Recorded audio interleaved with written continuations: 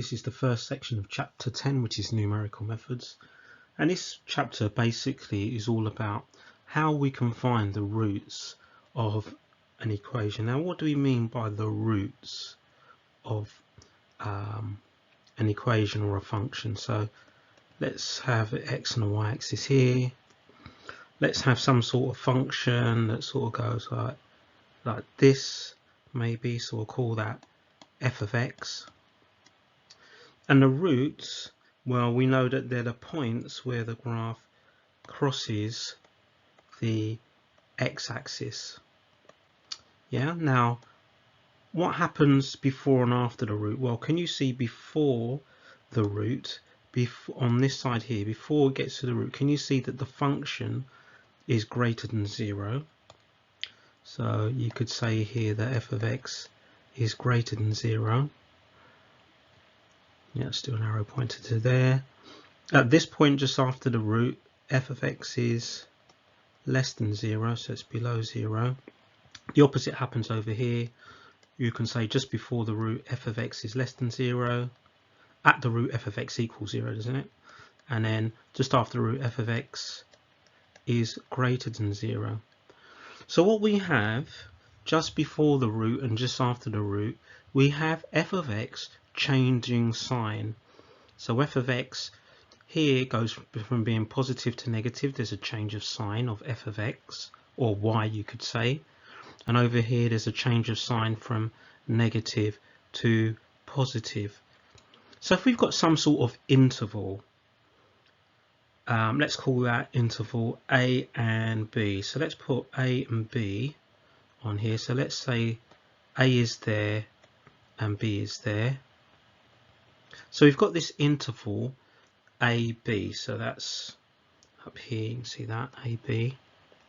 Well, if we worked out f of a here and f of b here, you can see that they have opposite signs. F of a is positive, f of b is positive. So if we've got an interval between two numbers a and b, x values a and b, then f of a and f of f of b have opposite signs like they do here, or maybe they might between here and another point over here. Then f of x has at least one root of one root x which satisfies this. In other words, x is somewhere in between a and b. Now it says up here at the start that it's continuous. Now I think at A level all the functions we're going to deal with are continuous.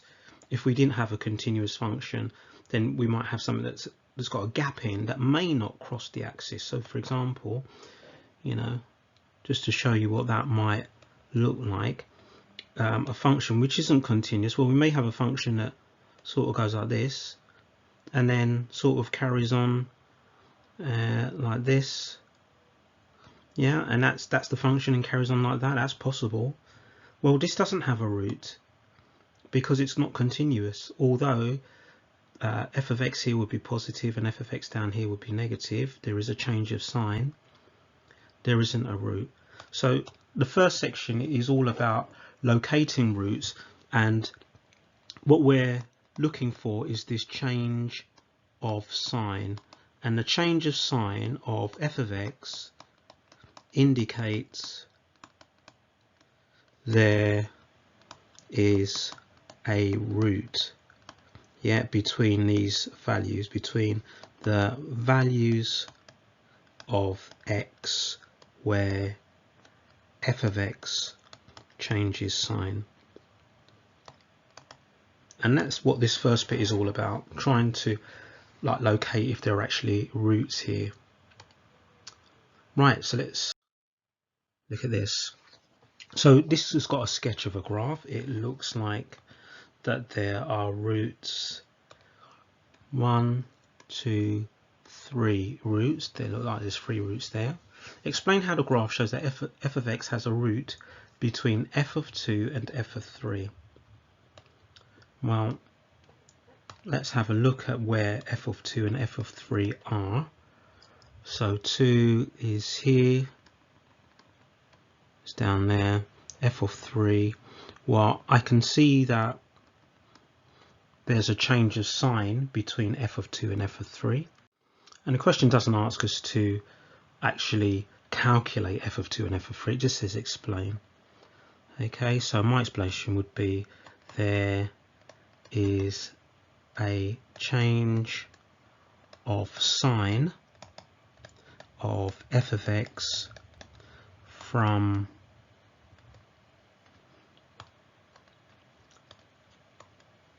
f of 2, where from x equals 2, which is negative, to x equals 3 to positive. I was going to say which is positive, to positive. Yeah, there's a change of sign of f of x from negative to positive, so that shows that there's a root between there. And I suppose we could say, and this is optional, the graph is, or the function is continuous, so it must cross the axis between those points. Right, B, show that f of x has a root between x is 1.4 and 1.5. So when x is 1.4, we substitute that into f of x. Now we're being given the function, which is up here. So f of 1.4 is going to be 1.4 cubed minus 4 times 1.4 squared plus 3 times 1.4 plus 1.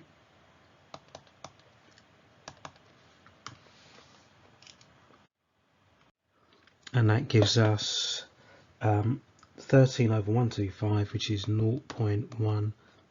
Well, this is positive. So we now do the same for x equals 1.5. So we work out f of 1.5. So the same type of thing again, but we just substitute in 1.5, 3 times 1.5 plus 1. And that gives me negative an eighth, which is negative 0.125, which is negative. Now, because there's a change of sign, it means that there is at least one root. There could be more.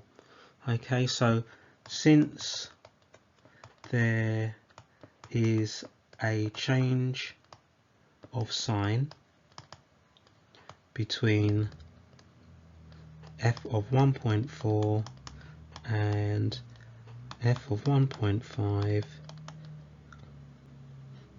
and f of x is continuous, that bit is optional, you don't need to do that, there exists at least one root in the interval, missed the letter out, in the interval 1.4 to 1.5.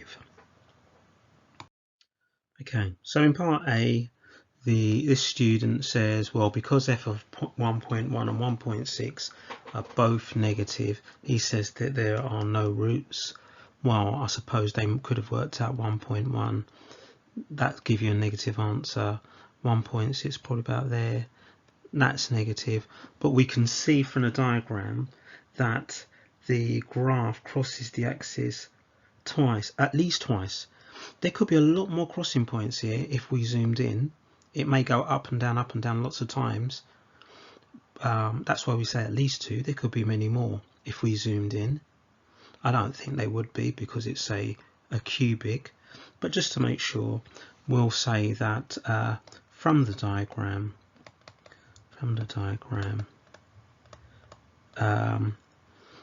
the graph crosses the x-axis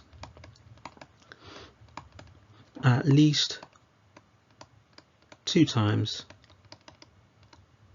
So there are at least 2 roots, not none, as the student has incorrectly said. Part B. Now to speed up part B, it's saying work out f of 1.3, 1.5. I think a quick way of doing this is to go to the table function on your calculator, type in this function here, and what I've done, I've put a start value of 0, an end value of 2, so we're basically going across that whole interval here, and I've said to step up in 0.1s, and what I'm looking for is where the sign of f of x changes from negative to positive or positive to negative. Right, so I can see that from 1.1, f of 1.1 is negative.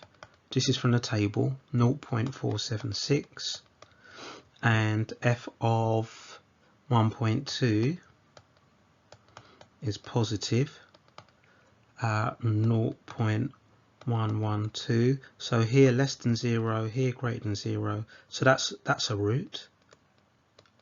Okay, that's our first root. There may be more. I'll scroll down. Right, I can see if I scroll down, f of 1.3 is 0.088, and f of 1.4 is negative, minus 0.224, so greater than 0, less than 0. Okay, so here's my second root in that interval, and if I keep going down, right, f of 1.6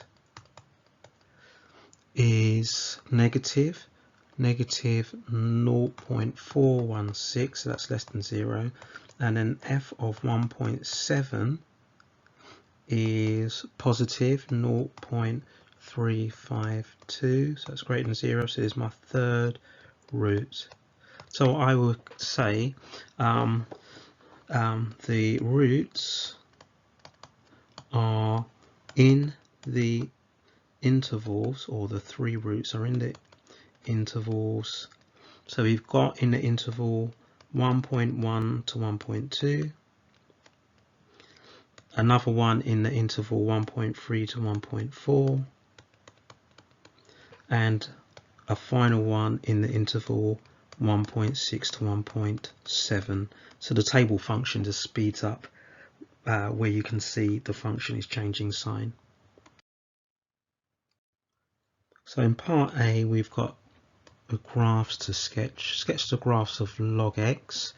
So log x looks like this, and this is 1, and 1 over x looks like this.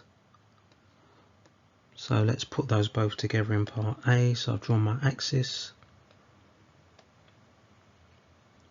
So here's my graph of log x, that's 1, and I'll do, so let's label that as y equals log x, and we'll do the graph of 1 over x, which is like that. Okay, so we'll label that up as well, y equals 1 over x. Show that the function only has one root. Oh, there it is, one root there, one root. Okay, because it only crosses in one place. Oh, explain how your diagrams one root, since there is only one intersection of the 2 graphs. So that explains why there's only one root. Part B, show that this root lies in the interval 1.7 to 1.8. Right, so first of all we need to put these two equations together. to work out what this crossing point is. So when you put them together, you get 1 over x equals log x, which becomes, I suppose you could write it as log x minus 1 over x equals 0. So now we're going to look at its value at 1.7. So f of, well, they actually call it f of x, don't they? So f of 1.7 equals log of 1.7. Don't need a modulus, it's positive. So natural log of 1.7 minus 1 over 1.7. So natural log 1.7 minus 1 over 1.7, and we get a negative. We get minus 0.0576. So now let's change the 1.7s to 1.8.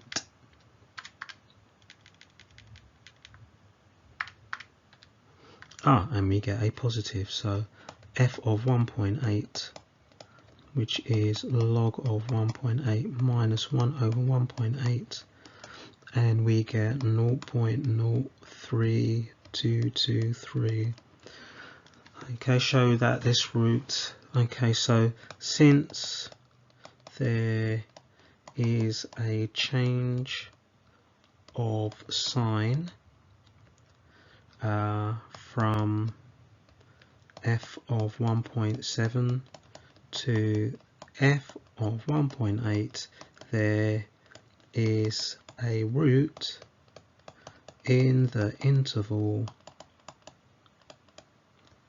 1.7 to 1.8. So we know there's a root there. Given that this root is alpha, show that alpha is 1.763 to 3 decimal places. Now what we do to show that that root is correct to 3 decimal places, we need the upper and lower bound of alpha, and we need to do f of the upper bound of alpha. So f of alpha, I'll just put upper, and f of the lower bound of alpha,